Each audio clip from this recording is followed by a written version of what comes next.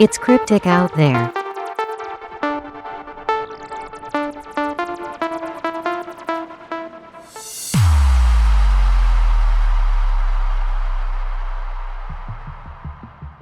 Welcome to It's Cryptic Out There, episode 100. We are at a milestone right now. Yeah. Who would have thought that we'd be here? I'm actually recording episode 100 in the same room. You know, That's crazy. That's right. This is where the studio was, and I guess now still is. That's amazing. Yeah. Very interesting. It lives on. I was doing a lot of reflecting as we were getting to episode 100, and it's crazy that it all started with us just meeting up and doing YouTube videos. Right. You know, just doing those funny... After high school. Yeah, meeting up and doing that, and look at where we've come, you know. Creatively, yes. Yeah. You know, there's so many people who start projects, and I think that they start with the intention of, I am going to do, like, I want to be famous, I want to make a bunch of money, I want to be viral, I want to do this, that, or the other. They don't create things just because they enjoy doing it, or they love creating art, or they love sharing art with people, or they just like creating things for people that they know they would enjoy, you know, those things. And I think that you and I, that's what we've done. Everything that we've done has been, you know, for our enjoyment. We're both creative. Justin is my muse. I mean, honestly, he really is. That is, yeah, you know, I am not as creative without him. Like, that's just how it is. I'd have to agree, likewise, for sure. Right. And we are the Safdie brothers. We are the Cohen brothers. We're the Febreze brothers because we're so fresh. But we just done so much, and so many people who've helped us. You know, there's been small things. I think when we were getting nominated for Independent Film Awards, I was like, man, this is the peak. Like, This is so cool. I'm going to, you know, I could always just say that I did this, you know. It was the peak at that time. Yeah. Now we're at the peak of other things, too. Right. Well, it just keeps growing. That's success, you know, that as someone who creates or anyone who has any sort of drive, attribute it to anything that you're passionate about. And this podcast has, come a long way, for sure. Right. Ups and downs. And when you create milestones like that, it makes you want to do more. Absolutely. Today we got so much. I'm talking probably the biggest episode, highly anticipated.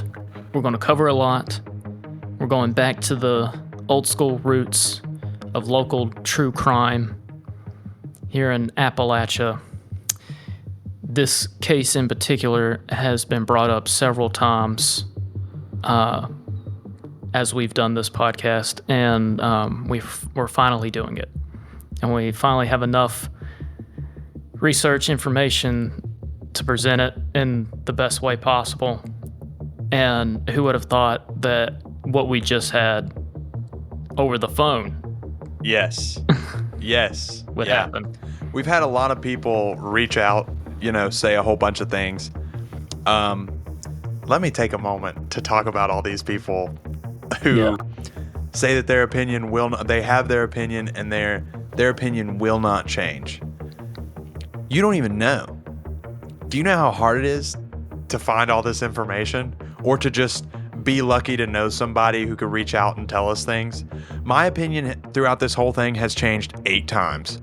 It has. I've heard one thing and been like, oh, that makes sense. And then hear something that completely contradicts that. Yeah. One thing that we say on this show is you got to come in here with an open mind. You know, maybe maybe the episode last week wasn't your cup of tea, but you delved in and you learned something, or you just took something new in. Yeah. And that's exactly what we're doing here. So I would invite everybody to come into the Cryptic House, or the Cryptic Cave. How about that? Cryptic Cave. Mm-hmm. Gather around the Cryptic Campfire and let your cryptic cult leaders tell you a story. Yeah. Kimberly Jane Britts. Date of birth, 1964. She was 5'6", around 103, 130 pounds. Her appearance was brown hair, brown eyes, surgical scar near her left nipple, dime-sized scar in the center of her forehead. She was last seen with a pullover shirt, blue jeans, gold and diamond wedding ring set, gold chain necklace, carrying a burgundy purse. She was a pharmacy technician, and her personality described by friends and family as spunky, caring, and independent. So, she disappeared in the year 1985, and she hasn't been seen since. Kimberly married Brian Allen Britts, who was a prison guard when she was 18 years old. They were high school sweethearts. Even before their marriage, the relationship was troubled. She had twice filed assault warrants against him, but dropped the charges. In the years following the wedding, Kimberly's father died in a farming accident, which left her devastated and reportedly put further strain on the marriage. Now, we had a conversation with a certain somebody that we will later get to, and what I just said could possibly connect to what we were told on the strain of the marriage. We'll get to that. So, in March of 1985, while Brian was in Florida, Kimberly abruptly quit her job. She moved to a farm in Goochland County owned by suspect number 1, John Anderson, a man she had met in Giles County and described to her mother as, quote, just a friend. The farm was home to Anderson's invalid father, 2 farmhands, and the sister of one of the farmhands. Events leading to disappearance. On April 4th, 1985, John left for Florida on a business trip, leaving Kimberly at the farm. On the morning of April 6, 1985, Kimberly told a farmhand she was going to leave for a short while, taking only her purse. She was never seen again. The discovery of her vehicle, Kimberly's maroon red Honda Civic hatchback, Virginia's plate FBY 426, was located abandoned on Interstate 64 eastbound ramp at Route 616 in Albemarle County. I think that's how you pronounce it. Albemarle. Some residents reported seeing the car earlier on Black Cat Road in Kelswick, Virginia, before it was found on I-64. Inside the vehicle were significant red stains, later determined to be type A blood, matching Kimberly's blood type. According to state police, the volume of blood indicated a likely fatal injury. Her purse was never recovered. The investigation: Brian Britts, the husband, and suspect 1, John Anderson, were both investigated. Authorities stated they had alibis. Brian was reportedly at work, and John was in a Florida motel. Both men were ruled out as suspects at the time. No charges were filed against the farmhands or other people present at the Goochland property. Now, we're going to get to additional information about John Anderson. In January 1985, just months before Kimberly's disappearance, he fatally shot a man in his home in a separate case. He was later found to have been cultivating marijuana and allegedly selling it. So, Josh, you have some information about John Anderson, if you would like to share that. Yeah, it's pretty funny when reading about John Anderson, or actually this whole thing has been either a bunch of coincidences or you're getting turned around and you're back to square one. Obviously, he shot Fred Odom, where he called the Goochland County Sheriff's Office. The Goochland County Sheriff's Office showed up. When they were searching his house, they searched for anything. They found money, firearms, marijuana. The Fourth Circuit Court upheld the forfeiture of those funds. He had $60-some thousand in a safe. They found $4,000 under a mattress, and it was $1,200 in either other currency or antique money, which they eventually just gave back to him. The Fourth Circuit upheld the forfeiture of those funds, but the opinion says nothing about the criminal inclusion of the homicide itself. Whether Anderson was convicted or not, if he pled guilty, if self-defense was a factor, or if the case was dismissed. In short, no published document or online source provides the outcome of the criminal case. No conviction, no acquittal, no sentencing, no self-defense ruling. The forfeiture case only affirms that the government had enough evidence to seize the money, citing untainted evidence of drug activity, even though the search itself may have been procedurally flawed. Which, through that and just lack of information, it could have been they didn't have a warrant, or they got stuff that they shouldn't have, or something like that. In our interview later, there's some mention of why that might be.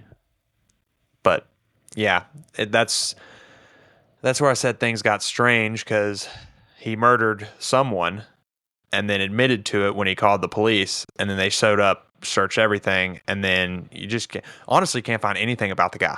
Like nothing. There's nothing other than these specific instances, and I couldn't find anything else. Is he alive? We don't know. Yeah, no clue. And believe me, Justin and I spent like 20 minutes trying to find out. We were searching Facebook. We were searching Google. I read like 3 obituaries. Yeah. Trying to figure it out. Well, speculation and unresolved questions. Could Kimberly have been harmed by someone on the farm, her estranged husband, or a stranger? Did her blood in the car point to an attack, or could another unusual explanation, such as a staged evidence, be possible? The case remains unsolved, and her body has never been found. The missing person information, April 6, 1985, missing from Charlottesville, Virginia, endangered missing, and the Virginia State Police, we've been told that the case is opened up on the anniversary every year, and the number is 434-414-4450. Now, there's a lot of theories, and some of them are bullshit, like the Colonial Parkway murders. The murders happened in 86. This happened in 85. It was the only connection. While the murders weren't happening on I-64, that highway was part of the travel routes and in the immediate area of at least one case. And Kimberly Britts' abandoned car was found on I-64, which is western Virginia, far from the Colonial Parkway region in the east. But it does mean both cases intersect. There's also Reddit posts, there's a whole Reddit thread on this case. One person said, "This is a sad case. She was so young and already married to an abusive husband. I really, really hope with all of my heart that she left and started a new life somewhere. It would have been a lot easier to do in 1985. I hope she managed to do that and is alive somewhere and happy." Back in the 1980s and still today, to some degree, there were, quote, underground railroads for abused women. The attitude towards DV has changed a lot in recent years, but back in the 80s, it was still considered a personal problem between a man and his wife. My aunt escaped her abusive husband using one of these in the late 80s. We didn't know where she was for over 2 years. Eventually, she resurfaced on the other side of the country. I wonder if maybe Kimberly found a similar way out. I hope she did. I had never heard of anything like this before. Have you? No, I have not. I mean, it was so long ago, I wouldn't know. Yeah. Especially now, that person is right. Domestic violence is very different. You will go to jail if you do that, Right. There's another one. This brings up a strange idea I've often thought about, which is probably not acceptable here. applicable here. I'm sorry. Have there ever been any cases of people bleeding themselves out incrementally over a period of time, storing their blood until they've got a good amount of it, and then using it to fake their own death? That is such a stretch. I'm sure that's happened before. They sent a link about this Benjamin Holmes story. I can include it in the podcast description with a link to it, but that's such a stretch. Yeah, right. Yeah. Out of everything else you could do, you'd have to want to make a show. Like, that's what you'd want to do. Right. There's a movie called Gone Girl. It's got Ben Affleck, and I don't remember the other lady's name. But that's kind of what it is. Like, she fakes her, like, does a whole disappearance, and they're like, but there's all this blood. And that's what she did. She just eventually, like, bloodlet herself. Yeah. But that's a movie. You know? I'm sure it's happened before, but in this scenario, I don't see it being the case. I think that's ridiculous. That one is very ridiculous. I think the Underground Railroad is just not... I don't think that's... I've never heard of that ever before. Yeah. But the reason I don't think that is just... After all these years, why wouldn't you... You know, you have a whole family. You missed your grandparents and your parents dying. yeah. You didn't come to you didn't try to reach out to them after X amount of time. Right. You know, you didn't do any of that. Yeah. That to me is when some of that stuff becomes, you know, like how stretch. Yeah, right, a stretch.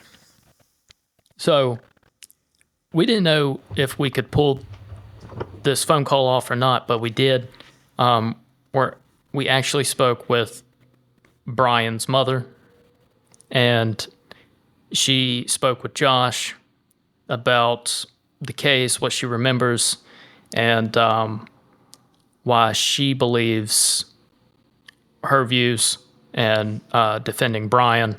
And it's safe to say I do believe Brian is in the clear when it comes to this story in this case. But we would want you guys to listen to it, and we'll get back with you and see if we can connect the dots together. Hello? Hello? Hey, Mary Ellen, it's Josh. Oh, hey. How's it going? Well, I guess pretty good. That's what I would say too. Thanks for agreeing to talk to me. I appreciate it. Well, what can I tell you? I know. Are you okay if we record this for the podcast, or do you just want to talk and then I can just talk about some of the stuff you brought up? I guess you can record it. Okay. Well, really all I want to know is just, you know, what you know, what happened. Well, all I can tell you is Brian and Kim had a very tumultuous relationship throughout their high school years. They were high school sweethearts. And they got married young. And they both worked. And they got along fairly well, but Kim was insanely jealous of Brian. And it's really strange. He was going on vacation to Florida, and he wanted her to go, and she wouldn't go. And so he went with a buddy, and she took off, and she went down near Charlottesville, where she was supposedly staying with friends. The last time she was seen, she left the house where she was staying. There were people working there. The friend she was staying with was out of town. And she went to a convenience store 7 o'clock in the morning, which is a little strange. And that's the last time she was ever seen. When the police found her car, it was sitting in a field off of the interstate. And a state trooper was on his way to a meeting. And he saw it and thought, a car doesn't belong up there. But he didn't have time to stop right then and look at it. And he wasn't concerned enough to call it in for anybody to go look at right then. So he went on to his meeting. But on the way back, he said, if that car's still there, I'm going to go see it. Well, it was still there, and he went up there. And the car's sitting there, unlocked. And the keys are in it. And it's got gas in it. It starts. There's nothing mechanically wrong with the car. There's blood all over the passenger seat. And I saw that car because we went to Charlottesville and I saw it in impound. And the blood on the passenger seat was from the back of the seat all the way down to the seat. And then it was a split seat. It was a two-door car. And where the split was, the blood had run through there and had pooled in the floorboards behind it. Gosh. There was like on the window, there was like maybe somebody might have taken a finger and kind of rubbed down that window with blood. And on the driver's seat, on the back of it, there was just like a skiff of blood, like somebody maybe brushed a bloody arm or something by there. So her purse was in the car, and of course they did test DNA and they checked fingerprints, and they only tell you what they want you to know. That's doing their job, I'm sure. But it was strange to see that. It was strange to know how jealous she was of Brian, and yet she wouldn't go with him to Florida. And then she comes up missing. And when he comes back, then of course they start looking for her, and she's nowhere to be found. So we contacted Mr. Dillow, Livingston Dillow, an old family friend, and he was Brian's attorney. And we did that because every time he turned around, the police were wanting to question Brian. And Brian was out of town. He had good alibis, good solid alibi. And after that, Mr. Dillow would call me daily. And he would say, do you think she would have been sold into white slavery? And I don't know. Kim was a very petite little girl. I don't know. Interpol said they saw her. No, they didn't. It wasn't her. It was somebody who looked like her. All kinds of things. Nothing ever came up. A massive search was conducted of the farmland around where she stayed. They had the dogs out. They had everybody out. Nothing. And the day that we chose to go to Charlottesville, we didn't know this, but that was the day that they were having road checks and they were handing out flyers asking for help in locating her. Nothing. Absolutely nothing. It's like a dead end. Over the years, and the state police told us this too, they said this case will never be closed until her body is found or somebody admits they did it or they know something about it. We will reopen at the anniversary of her disappearance, and we will look into it again.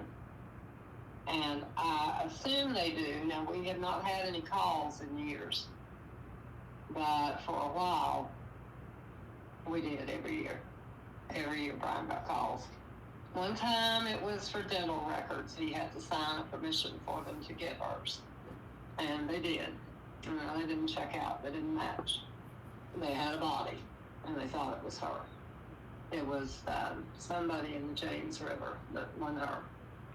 Another time, they wanted to know what kind of wristwatch she had. And he told them because he'd given it to her. And he said, do you have a watch like that? And they don't answer you back. And again, I guess that's doing their job. So we don't know much of anything. My own opinion is Kim was a really lovely little girl. But Kim had a temper, and Kim had a mouth, and Kim was not afraid to say whatever she thought. And Kim wasn't afraid of the devil himself. Kim would fight a circle saw. And I think, personally, that she got into something that she shouldn't have been into. And I think she smart-mouthed the wrong person at the wrong time. And I believe they killed her. And I think they put her in a dumpster. And as little as she was, nobody would have noticed when the trash truck came and picked the dumpster up. And that's exactly what I think happened to her. Wow. All these years,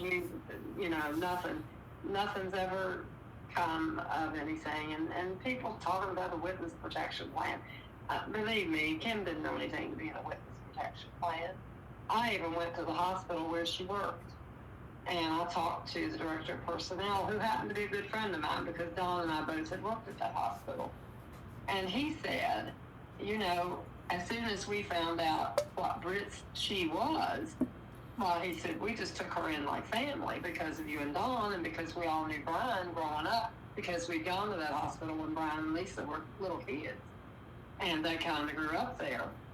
So he said her work was number one. He said she was one of the best employees we had. And he said, absolutely nothing. I said, did you audit the drugs? Because that was the first thing I thought about, because she was a pharmacy technician. He said, we did. And as the state police left, we audited the drugs. And he said there was absolutely nothing missing. Everything was perfect. And he said, whatever happened, we don't know. We don't see anything happening here. So it is a mystery, and I don't know. I don't know what to tell you, Josh.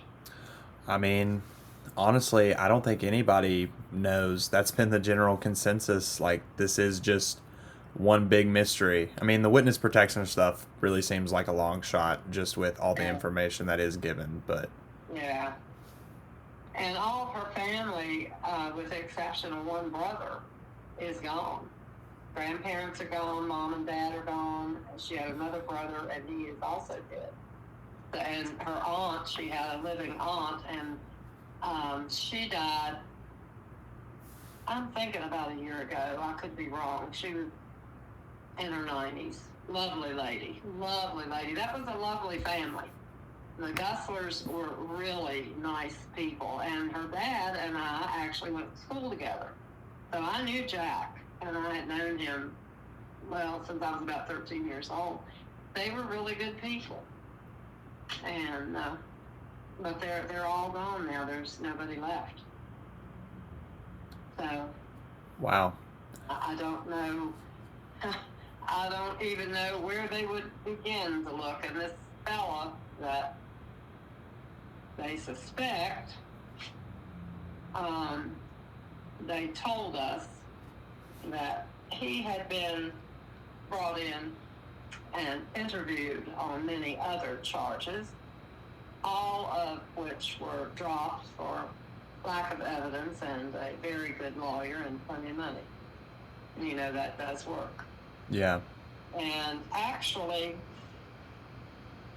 I met up with him quite by accident at a home health patient's house years after that happened. And I didn't know who it was. And I had to kind of ask him to leave so I could see my patient. And my patient said, oh my God, do you know who that was? And I said, I don't want to know. Don't give me any information. But he did. And when he told me, I thought, I want to get through here and get out. And so I did. Very nice fellow. Acted very nice. I don't think he knew who I was. And I didn't let on. So. Talk about a crazy coincidence. Oh my gosh. Yeah. Well, I can tell you one better than that. I had a home health patient way up Stony Creek, right at the end where you go over into West Virginia. And the lady lived upstairs over an old closed down store. There were 22 steps on the outside to get up to her apartment. Now, I'd seen this lady before, but at the time she lived in Rich Creek, but she had to have a major surgery and she could never go back home. So she was here in this apartment, and her daughter and son-in-law were there with her to look after her. So I go in and I introduce myself and I give him my card, the son-in-law, and he said, Britts, do you know Brian Britts? That's sort of a loaded question. And I said, yes, I do. And he said, how do you know him? And I said, well, I'm his mother. And the next words out of his mouth were, wasn't that bad what happened to Kim? And I said, what did happen to Kim? And he said, she was shot in the head. I said, really? And he said, oh, yeah. He said, this couple happened to be in the back seat of the car, and she was with the guy driving, and he didn't like what she had to say, and he pulled a gun out and shot her. And he said she did not die right then, and she was still able to speak, and said, why did you shoot me? And he said, because you talk too much. And he said, he let her bleed out in that car. I am here to tell you that I had goosebumps when that man told me that, because nobody would have known the condition of that car to even have made up something like that unless they either were there when it happened or, like me, had seen it. And I'm sure this man had not been to impound to see it. So then he went on to tell me that the man looked around and told the couple, I'm sorry you were here, but if you breathe a word of this, you'll get the same thing she got. And I said, well, I would assume they're not talking then, wouldn't you? And he said, yes, I would. And I said, well, I thank you so much for helping me, and I'm going to have to be getting on my way. And he said, oh, I'll walk you down. I said, oh, no, I can take it. I said, push me down 22 steps. But he insisted on walking down with me, and I'll tell you, I just kept saying, feet, don't fail me now. And I got down to the bottom step and got in my car, and I went back to my office, and I called my boss and said, I cannot take this case. Someone else will have to go. And I explained why. And they said, no, you can't. You're right. You cannot take the case. Wow. So my feeling is he was part of a couple. Does anyone know that story? Like, did you tell your bosses exactly that? The police know. I call every time I heard anything. I call the police. They know. But again, I guess it's really hard to find evidence. You can't find the body. Yeah. And every day, honestly, that passes, it just makes it so much harder to even solve it. Yeah. Oh, yeah, absolutely. Do you know if the other person suspected, or maybe the person that this person's mentioning, do you know if they're still alive? I don't know. I was thinking about that the other day. I don't have any idea. He wasn't a real old man. That doesn't mean anything. But I don't know if he's still alive or not. Probably. Wow. Just the more that I had no idea about any of this stuff. It's shocking, honestly. Yeah, it is. You're right.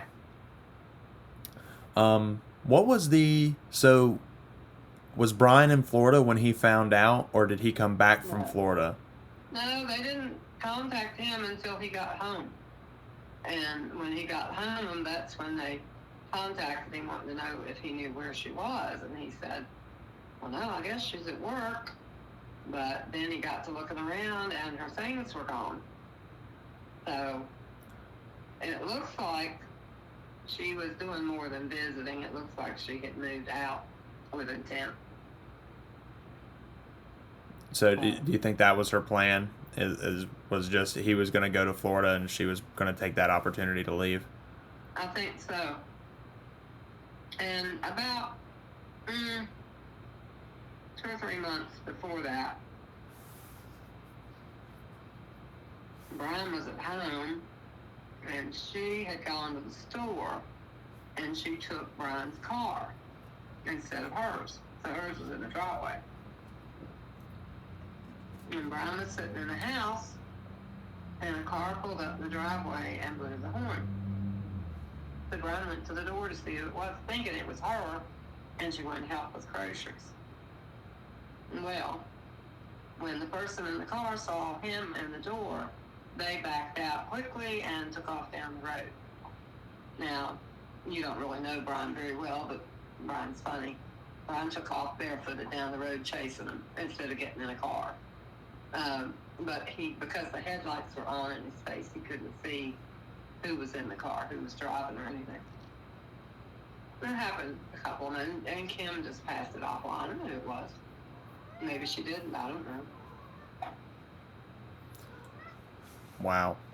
Maybe all of that's just coincidence. Yeah. I mean, it would be very odd for this whole thing to be coincidences, though. Yeah. That's what it seems like. I mean, everything about this has just turned out to be, it'd be a real big coincidence for this exact, the whatever scenario to happen. Yeah. Honestly, throughout this, or even looking things up, no one really talks about Brian or how he felt or what his emotions were whenever he came back. I mean, you would have to think you're flooded with emotions when you come back from a vacation and the police are saying, hey, your wife's gone. What do you know about that? He was. We had a terrible time with Brian. He was torn all to pieces because Kim was his first love, and I mean, it really tore him up. And the reason we went to Charlottesville was to take him. We did not want him to go alone, and we took him, and that really tore him up. When he saw that car, I can't tell you how upset he was. And of course, the state police watched everything he did, and I understand that's their job. And I know they did say at one time that they got lots of sets of prints off the dashboard and the steering wheel and various parts of the car. And they did say, and Mr. Britts, probably some of those prints are yours because you would drive that car from time to time. And he said, well, yeah, I'm sure they are. So, anyway. And he worked for the prison system. He worked at Bland. So,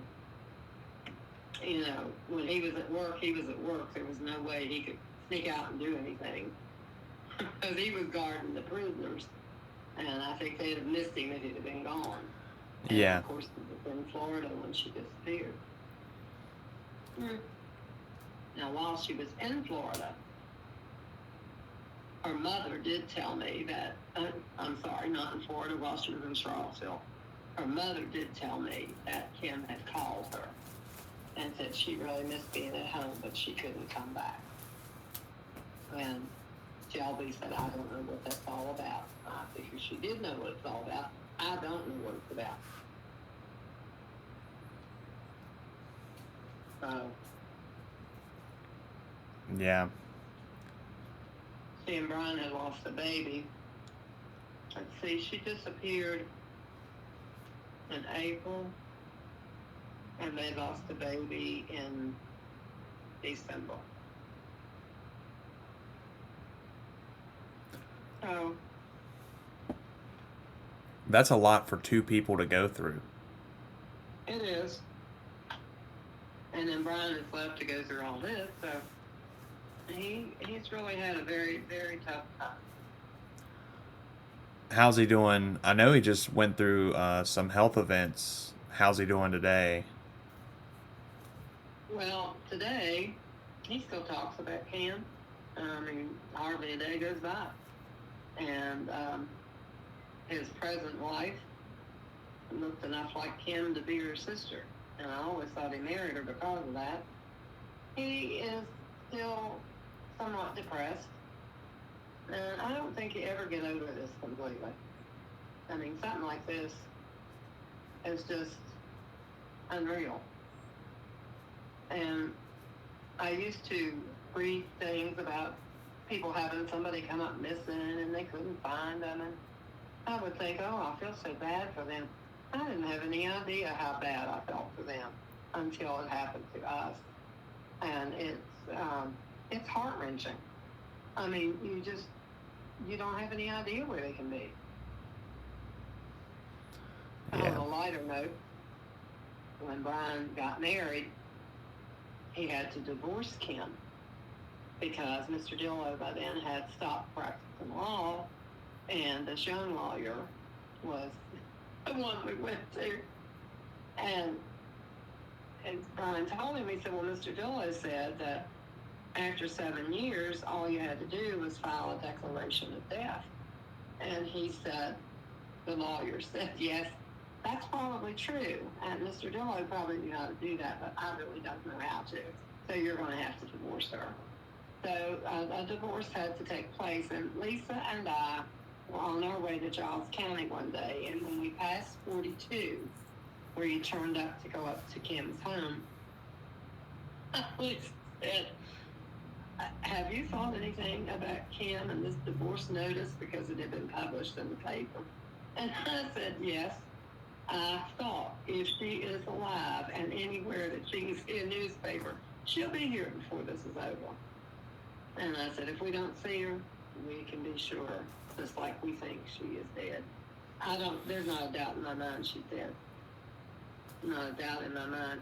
And I really hate that. I don't know what she could have done. Nobody would deserve that.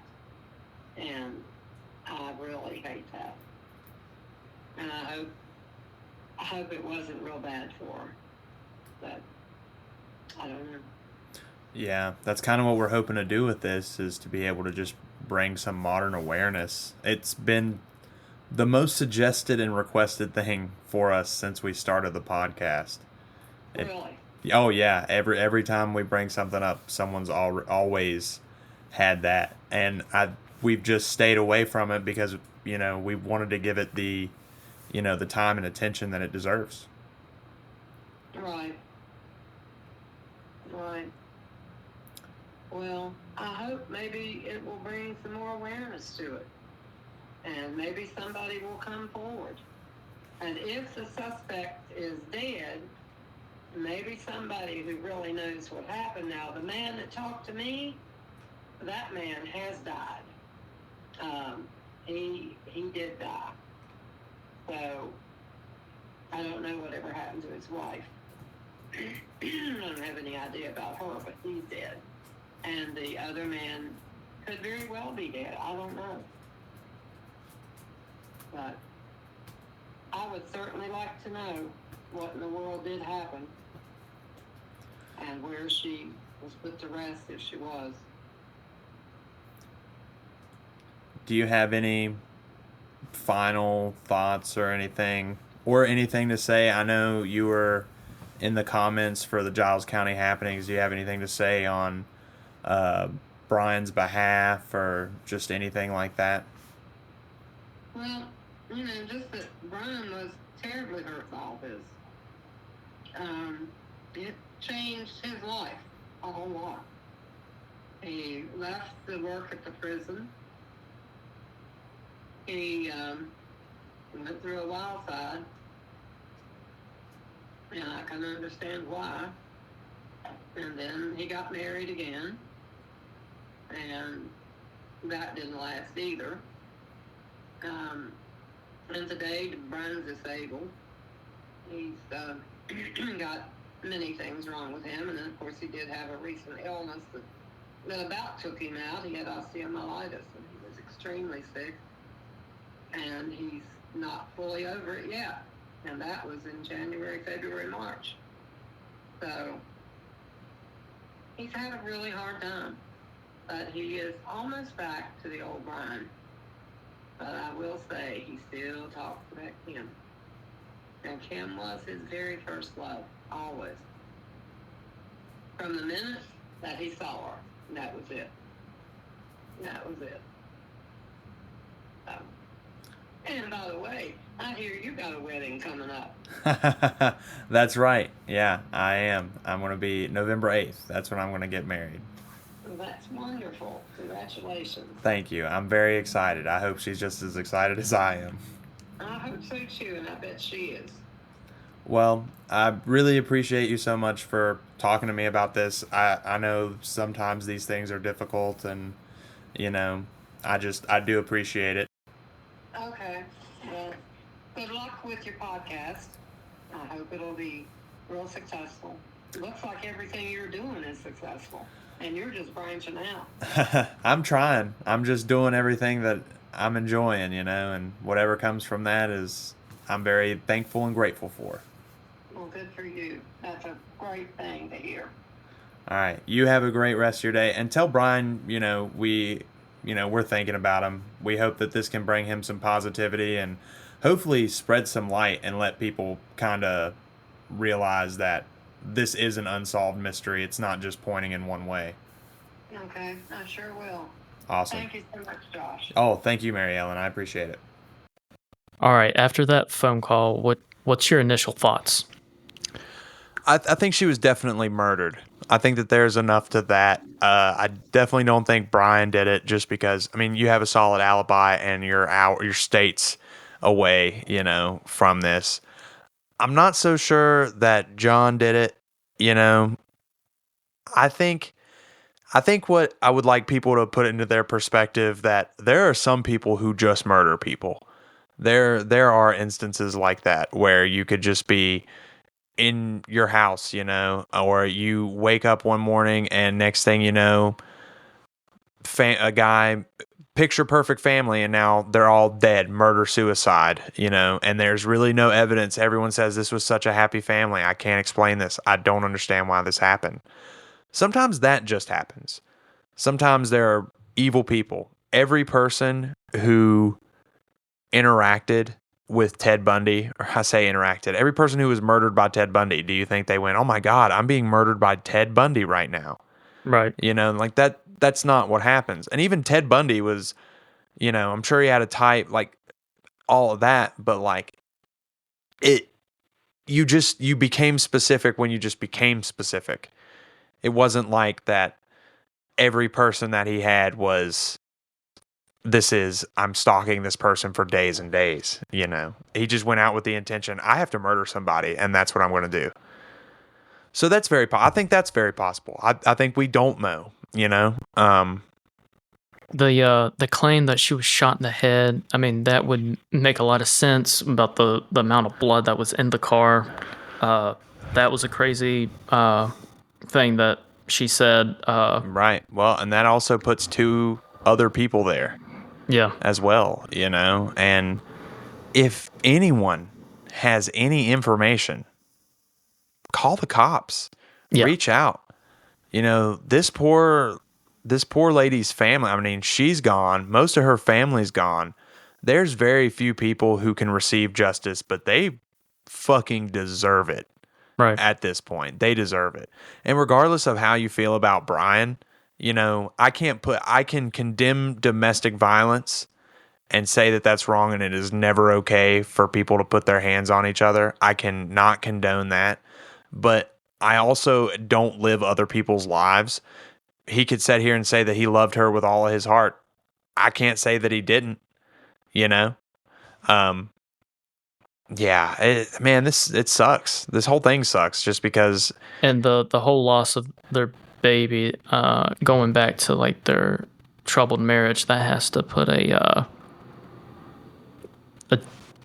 dent in that. Well, it just makes everything even worse. Oh yeah. And I try to look at this, every time we cover any story, look at it from one perspective and try to look at it from the other. And trying to look at it from Brian is very in love with his wife. They have a very complicated relationship. And he goes on vacation, comes home, and then finds out his wife is gone. And then you just lost your baby not long ago. Everything in your life has just dissipated and is gone. You now have to start from square one. when just months ago you were like, oh wow, I'm about to start a family. My life's about to change. And now you have nothing. Yeah. I try to have a lot of sympathy and compassion in that aspect, I think in John's case, I don't know. You don't know anything about him. I don't even know Right. what happened in his case. All we know is that he lost money. But this is 1985. You found $60,000 and pot and you didn't arrest him immediately, or he didn't get charged with anything. You just took $60,000, which she said, if you have a good lawyer and you got money, you can get out of anything. Yeah. That's very possible. Maybe they just said $60,000. That $60,000 is basically a bribe. Not saying that that's what it was, obviously, Right. but when you're trying to connect some dots or create some sort of story. She mentioned that it could be drug related. She was a pharmacy technician. And if we're talking about John, who was selling drugs, was there a connection there? I don't know. To play some devil's advocate here and to not say that everything was peachy and keen, it's possible that she was still in those drugs and she was with somebody who did have a rough life or was involved in a very, very rough business. And you never know, got in some trouble or thought that there was going to be trouble and told this person and they were going to connect it or whatever happened. And one thing leads to another and someone ends up dead. Right. But then again, we don't know. Oh, right. Yeah. Like that's the thing. There's no solid evidence. No. At this point, everything that you say, there's the truth. And the truth is Brian was in Florida. John was supposedly in Florida too. At a motel. Yeah. So that gives him an alibi. That's why I'm not saying that, I can't say that he did it because he does have an alibi. Uh-huh. So that really clears both of them. What else does that leave? I don't think it was an underground railroad to save domestic violence, survivors of domestic violence. I don't think it was that. Did he have a connection to some other buyer connected to the pharmacy drugs? I don't know. Now, I want to pose a theory. The second story she tells, the person who says that they were all in the car and she gets shot in the back of the head for mouthing off or saying whatever, doing whatever. Who's to say that that's not a completely separate incident and that person is aware that John is a suspect? That person met with Mary and was like, shame what happened to your daughter, tells her everything that happens, or shame what happened to your daughter-in-law. Yeah. Tells her all of this, and he's the one that did it. But he's just, I know that there's this theory, I know that there's this, and I can have somewhat of a clean conscience if I just go out and say, because it sounds like he was on hospice, or was sick, or I think maybe he was, no, that's the other. So. Yeah, that's so bizarre. Say what you want. There was a lot of people that had their opinions, especially on Brian. You guys don't know shit. Yeah, sorry. Hate to break it to you. I know. Believe me, I know that it's so easy to sit there and say that it was the shitty husband who beat the shit out of his wife. That's who did it. We were talking about earlier, like the convenience of everything. That's what makes this case so challenging to solve, is because of the convenience. Yeah, it makes sense that the domestic violence or the drugs, but that's just the convenience of it. Right. And it really sucks that they don't have the DNA testing that we had now. Yeah. To be able to see. Because she said, there were smudges. All the blood smears. Yeah, right. Just what you could do with that, Sucks. Yeah. Well, we were talking about this, that maybe there's a part 2 out there if we can gather more information on it. What a slippery slope, and it goes down so many rabbit holes. It's a crazy case, and a lot of people had forgotten about it. Well, there's just so much into it. And my family is close with Mary Ellen, so this is a personal story. I mean, I've always heard about this. This is the first time it's ever really gone in depth like this. But, I mean, the note's always been the same. We don't know. Nobody knows. Nobody knows what happened. Yeah.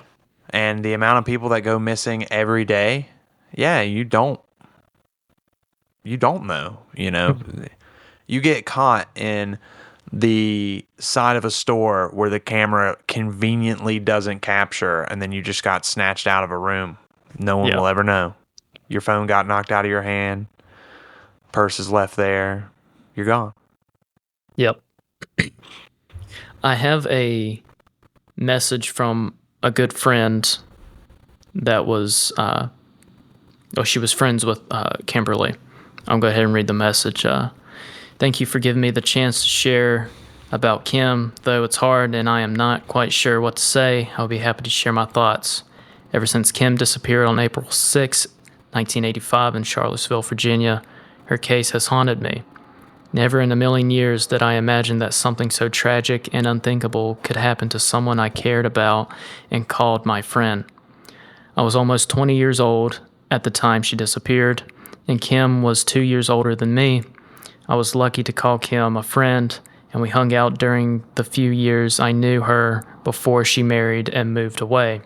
We used to laugh about being Kim and Kim, like our own little 2-person club. Kim was beautiful, full of life, and so expressive, bold, funny, and spirited in a way that made her unforgettable. As I said before, I remember when we were at my house, we were getting ready to go out, and she loved that pair of jeans I had. So I let her borrow them that night and ended up giving them to her. That's just how she was. She had a way of making moments stick with you. I also remember a night I witnessed her and Brian, her later husband, get into a heated argument at the 7-day market in Pearisburg, Virginia. Brian was angry, jealous, and controlling, pounding on her car hood while we quickly locked the doors and got away safely. They fought like cats and dogs, but Kim was feisty and held her own. It was a side of her that not everyone saw. After that, Kim and I drove to Blacksburg, where we rode around drinking a few beers, and suddenly she stopped at a girl's house and said something shocking. When the girl came to the front door, Kim quickly slapped her and told her she just wanted to see what a whore looked like. Then walked back to the car, but before we left, she threw beer bottles in the girl's yard before we drove off. It caught me off guard, but that was Kim, rebellious, unpredictable, and full of fire. She had told me that Brian was cheating on her with that girl. I still remember where the house was and what it looked like. Though we only knew each other for a few short years, I enjoyed our friendship and time together. Kim was sweet, witty, lively, and fiercely independent even when life got hard. She was a force to be reckoned with. I've often wondered if she went into the witness protection or something terrible and unthinkable really happened, especially since her car was found abandoned with what looked like blood inside along with her purse. Her disappearance left so many questions unanswered. I pray that her case will be solved in my lifetime, for her family's sake and for closure for all who cared about her. Sharing Kim's story isn't just about the mystery, it's about remembering a young woman who was vibrant and full of life, even when surrounded by darkness.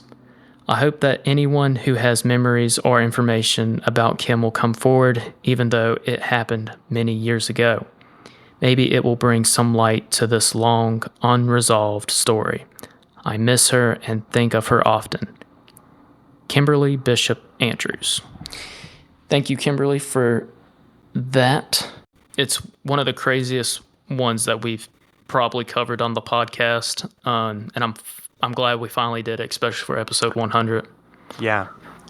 Another thing about perspective, before we started doing this podcast, how many murders did people know about that happen in our area?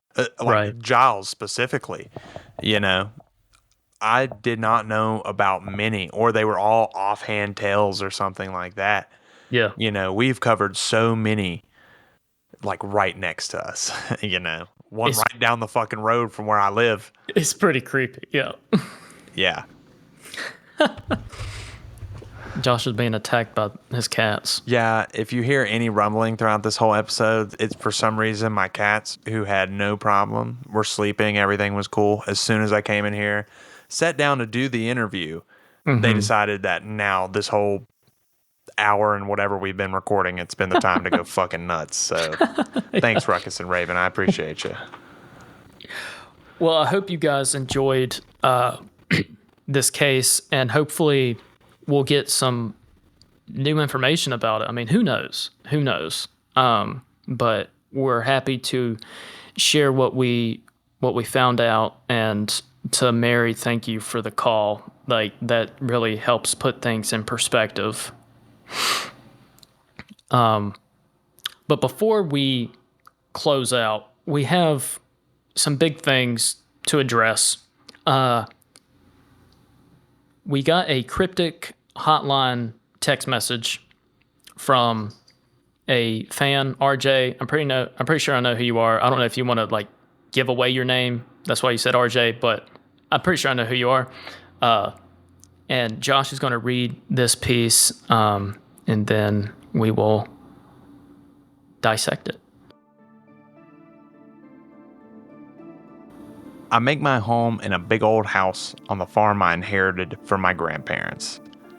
The house is a rambling affair that began life generations ago as a one-room log cabin with a dirt floor. When the world was lit only by fire, and the blue mountains were dark with dread and the forest hollows fearful. Over the course of the last century and a half, roads were carved through the hills and forests cleared. Rooms were added to the house, electric lights, water, and amenities unimaginable by the first settlers. These days, despite all the modern comforts, the hardwood floors moan and the ceilings creak as if someone treads about. And when the wind blows on the ridge, it whistles and sighs in the attic and eaves. There's a sense of the house itself being aware, as if, over the years, the lives that came and went in it, with a sentience of its own. Nothing malicious or malevolent, just a feeling of being. Both of my grandparents passed in this house, several years apart. Both thought of the house as more than just a shelter from the storm and strife of nature and man. The house was, and is, a home of life and light. As much a part of the family as any person. In the past, growing up and living here, there was never really a hint of spirits remaining. I was never afraid, always comfortable and secure. Since moving in, however, on a couple of occasions, I believe I may have seen my grandmother. She was always the keeper of the house and hearth. Once, when there was a fire in the flue of the fireplace, she had to be physically removed by my parents, who, as she clung to the railing of the stairs standing halfway up the flight of the steps like the captain of a ship of the line, refusing to leave and swearing to go down with the boat, pried loose her hands and physically carried her out to safety. In life, my grandmother often sat on a corner of the sofa in the old parlor, next to the window that overlooked over the front lawn, reading or sewing in the evenings. She sat there on Sundays after church, and after enjoying a hearty Sunday dinner with family or friends at the house, dozing lightly with her glasses, slipping it to the end of her nose. She liked sitting there during the Christmas holidays, where the tree was placed in the front window, as she liked to watch its light flicker and warmly glow in the early darkness of winter. I often sat in the rocking chair across from her, passing the time. Many times I passed through the hallway between the office and the parlor and saw her sitting there with a cup of coffee and a smile. On at least 2 occasions after moving in after her death, I walked down the dark hallway past the door to the parlor and caught a glimpse from the corner of my eye of a small gray-haired woman sitting in the spot on the sofa. Both times, the image was so familiar. I barely noticed until I had passed the doorway, and then came the sudden realization. She was gone and shouldn't be there. I went back, in surprise rather than out of some sense of wonder or courage, and found the room empty. But the image was so strong, and so present, and so real, I cannot even now merely pass it off as just a fond memory that placed her there. Both of my grandparents were farmers, and always kept various animals as livestock and pets. Regardless of which criteria they met, all of the animals were spoiled and loved. Both of them really enjoyed the company of dogs, and over the years they had canines that ranged from tiny Yorkies to big hounds, beagles to shepherds, mutts and purebreds. Usually 3 or 4 at a time, in and around the house and always underfoot looking for a friendly pat or scratch. Never mattered. They loved them all. A couple of years ago, long after my grandparents passed and I moved in, friends came to visit to sit by the fire and enjoy the hospitality of the house. We were discussing their moving in with me to live a communal life in the arms of the farm and the rambling house, far too big for just one person. They brought with them their 2-year-old pit bull to see how he'd fit in. He is a charming fellow, not at all aggressive or stern, a loving mass of happy muscle, wagging tail, and lolling tongue, always looking for a lap too small for him to lay himself in. A dose of peanut butter or a friend to wrestle with. My grandmother especially would have adored him. After dinner, we were relaxing in the dining room, enjoying a final coffee in the candlelight. I was trying to impress them with a formal setting, while the dog wandered around the house, smelling new smells and vacantly staring into rooms and corners. We were suddenly startled by his bark in the parlor. Thinking something was amiss, we jumped up from the table and quickly crossed into that room. He was standing next to the sofa, looking at the corner where my grandmother always sat, barking happily, not in fear, caution, or anger, his ears up, his head cocked to one side, and his tail wagging mightily. He was a happy but slightly confused boy.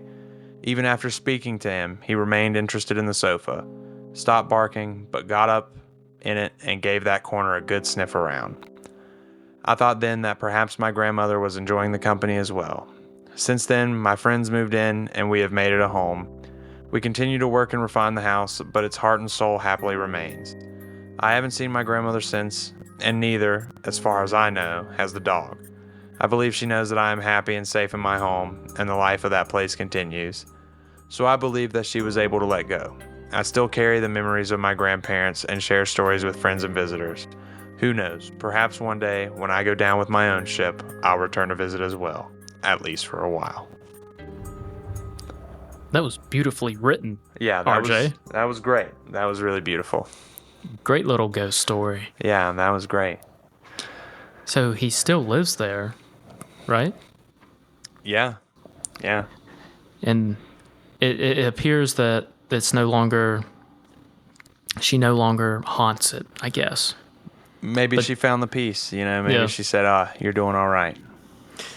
Dogs see everything, dude. They are. I mean, I sent you that new movie that's coming out about the dog seeing the supernatural stuff. Yes. Yeah, that looks like it's going to be a good one. Oh, Lord. It's like Courage the Cowardly Dog live action. Well, thanks, RJ, for that. That was awesome. Yeah, it was great.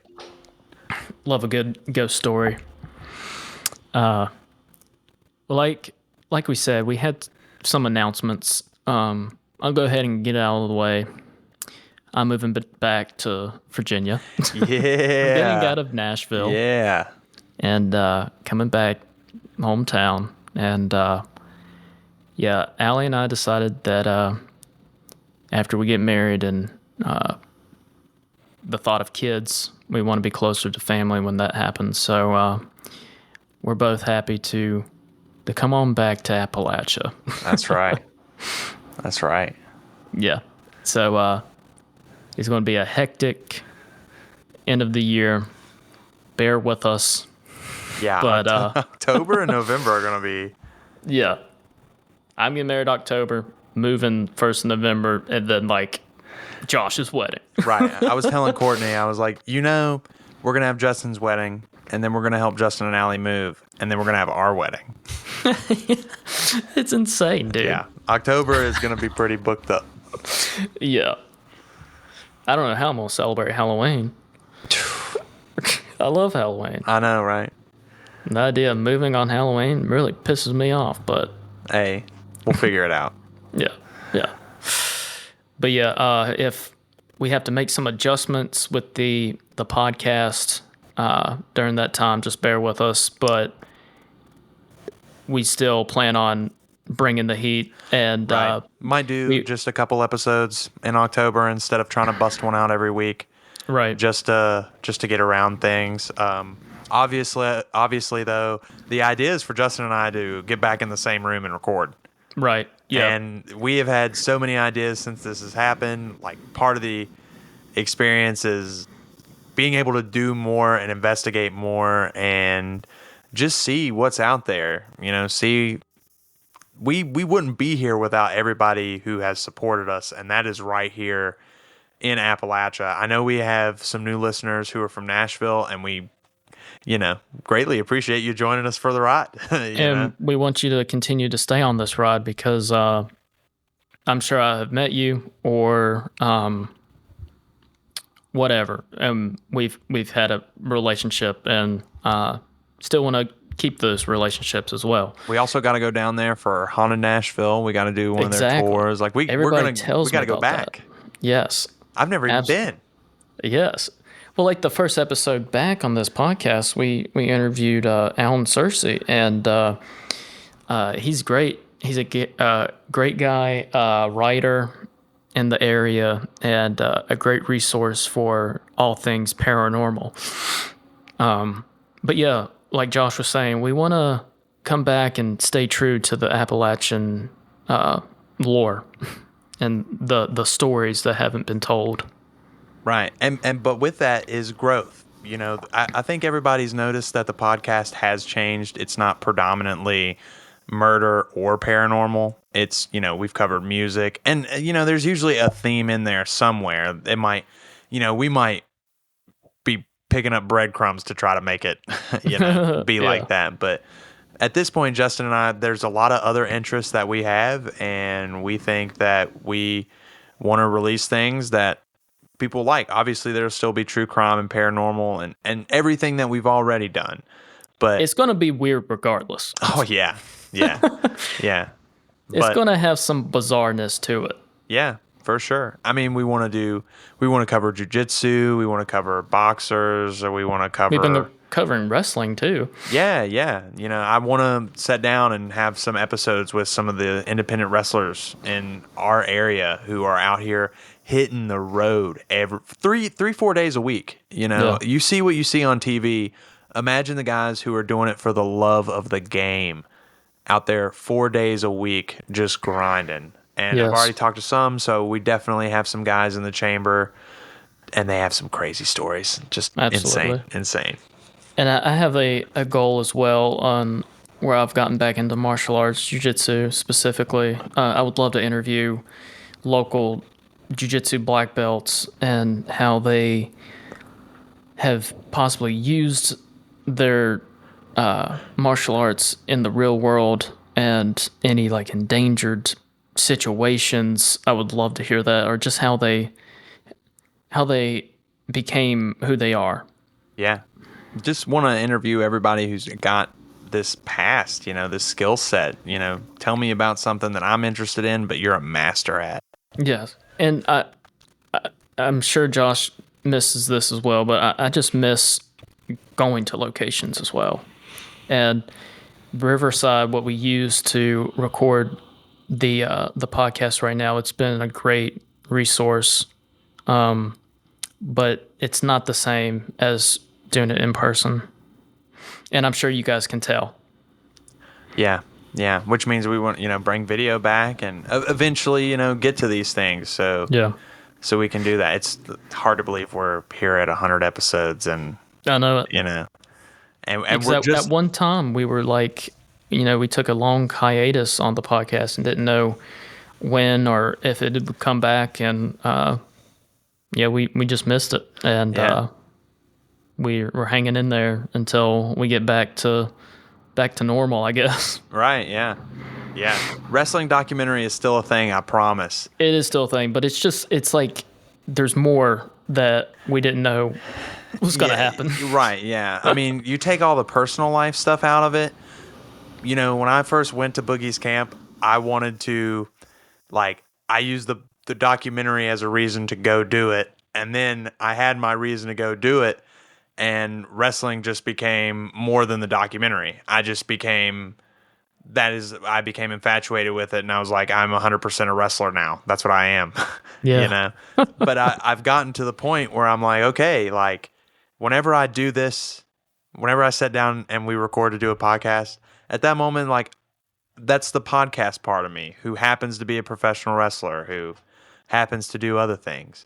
When I'm a wrestler who happens to do a podcast and all these other things, When I'm at work, I'm whatever I am, and then I also am a wrestler and a podcaster, we can separate all those things. It's art. It's art, baby. Well, that was episode 100, guys. I hope you guys enjoyed it. We sure did. It was definitely shocking for us. Right. And I do want to say, go ahead. just to follow up for the end of the story. This is just the base. I want everyone to listen to this and then flood me with your opinion of what you think. Because if you go out and you respond on something and you say, well, I have my opinion, but I'm not going to share it, that doesn't help anything. No. You just say, well, I like to breathe oxygen. All right, cool. I'm glad that you do. I'm glad you have an opinion. You're just not willing to share it with me. I want to know. And you could message us privately. We have a hotline that you can call and text. Justin, what's the number? 615-447-8258, the Cryptic hotline. Yeah, you can call that or text that hotline and then tell us what your opinion is. And there's no repercussion for you. But it's honestly, just anonymous. If you have something that pertains to this story, call the police. Yes, please. Call. If you call us, we will have to call. It's going to go straight to the police. You will never know about it. It's right. You'll never know until it's far done with. And then we'll finally go, yeah, someone called the hotline and all that. But yeah, please, if you have any information, give the people out there who still love Kimberly very, very much and think about her every day, all the people who do, help them get justice and finally put this to rest so we can all just move on. I think sometimes there's more disrespect whenever you just think about the disappearance all the time than somebody trying to actually solve it. I'm just glad we have a platform where we can give all the evidence that's out there in a collective way. Because we don't know what happened. We don't know who did it. We don't know where she is. Right, but we are only providing what is out in the public. And hopefully you guys can help us, uncover some stones, see what's going on, Half of this stuff is just, the Austin Lee Edwards stuff. That was Justin made a TikTok promo and then someone reached out and it blew up. We hit a rabbit hole of some of the most disturbing things I'd ever read. It's probably the most disturbing thing I've ever seen. Crazy. Go back and, if you can. Yeah, we had to use the AI voice. Yeah, I couldn't read it off. Yeah, I couldn't read that. It was disturbing. Yeah. It was too fucked. Right, but that was all because we put it out there. So we're putting it out there. If you guys have any information, if you have anything, even if you think it's something so small, or if you think it's really big, reach out to the police directly. I'm begging you, reach out to the police. Or if you did it, fucking just do it. Go to jail now. You know, you've gone this far. Yes. It's time to pay the buck, man. Exactly. Yeah. Well, go ahead and read the Cryptic prompt. Email the podcast at crypticoutthere@gmail.com. Send us feedback about the show or episodes. Give us your personal bizarre stories, and we will read them on the show. Shout out RJ. Social media, follow us on our private Facebook page. It's Cryptic out there. Listen on Spotify and Apple Podcasts. Like, subscribe, and write a review. And the Cryptic hotline, 615-447-8258. Josh, thanks for being on this journey with me. Thanks for having me, man. I'm glad to be here. I've been involved since episode 1, and exactly like officially became the co-host, and I guess at 30 something, 20 something. Remember, we'd like have that. to go back. Yeah. You should have just started at the very beginning. It's funny how many episodes in the beginning I'm not in to get to it. Yeah. Happy you're here now. Yeah. And thanks, happy everybody. We're still here. Yes. For sure. I mean, it's only going to get better, everybody. Well, I am so excited for what's about to come. It's going to be sick. Yes. Like we said, there's going to be adjustments, but bear with us. And make we'll sure to join the Cryptic cult, because when you join the Cryptic cult, you have somebody to watch your back. Because why do you need somebody to watch your back, Justin? Because it's cryptic out there. That's right.